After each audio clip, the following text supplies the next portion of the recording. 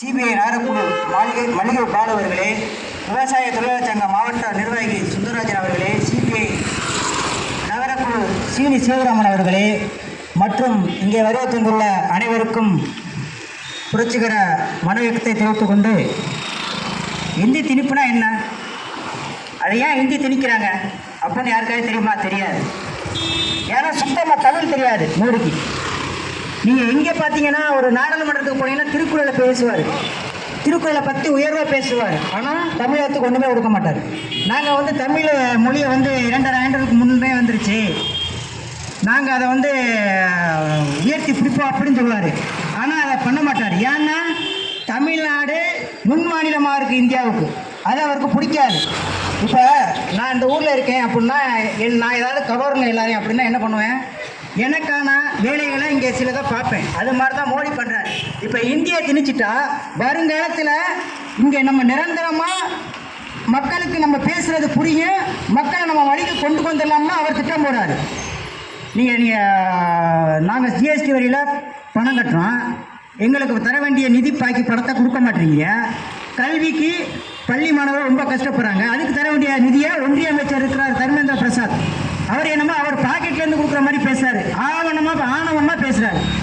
அவர்கிட்ட நாங்கள் பிச்சையை கேட்குறேன், எங்களுக்கு தர வேண்டிய கல்வி நிதியை தானே கேட்குறோம். என்னமோ அவர் வீட்டில் அவருக்கு சொத்து சேர்த்துருக்க அவர்கிட்ட பணத்தை கொடுங்கன்னு கேட்குற மாதிரி பேசுகிறாரு. அவருக்கு எங்கே இந்த திராணி வந்தது? மக்களை வஞ்சித்து ஏமாற்றி ஓட்டு வாங்கிவிட்டு இன்னைக்கு இங்கே உள்ள தமிழகத்தை ரொம்ப வஞ்சித்து பேசுகிறாரு. மோடி அவர்களே, நீங்கள் ஒன்று நல்லா தெரிஞ்சுக்கணும், எங்கே வேணுமாலும் உங்களுடைய மோடி வித்தையை காட்டிக்கலாம், ஆனால் தமிழகத்தில் ஒருபோதும் உங்களுடைய வித்தை செல்லுபடியாகாது.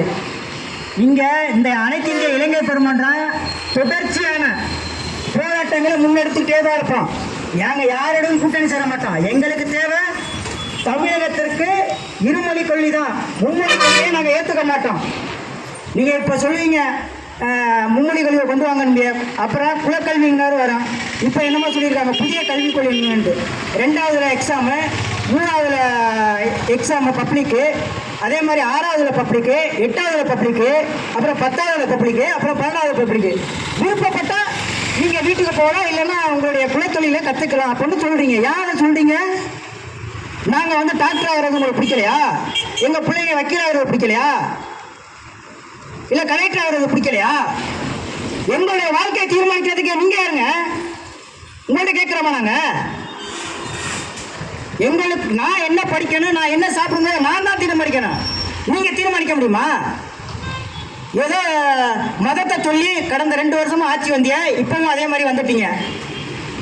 ஒரு அதாவது ஒன்று சொல்லுவாங்க, ஒன்று உயர்ந்துக்கிட்டே இருக்குமா, அதுக்கு வீழ்ச்சின்னு ஒன்று இருக்குமா. அது கண்டிப்பாக இருக்கு, கொஞ்ச நாள் ஆகும், அவ்வளோதான். இந்த பிஜேபி எவ்வளவு நாளைக்கு தான் நீங்கள் மத அரசியலை சொல்லி இங்கே கலவரத்தை உண்டு பண்ணீங்க? நேற்று பார்க்குறேன், ஒரு வட மாநிலத்தில் ஒரு ஆன்லைன் மோசடின்னு ஒரு அம்மா மேலே புகார் வந்திருக்கு. ஒரு குடும்பத்தில், அந்த குடும்பத்தில் லேசாக தான் புகார் வந்துச்சு, அதை விசாரிச்சுக்கிட்டு இருக்காங்க. ஆனால் விசாரிக்க போகும்போது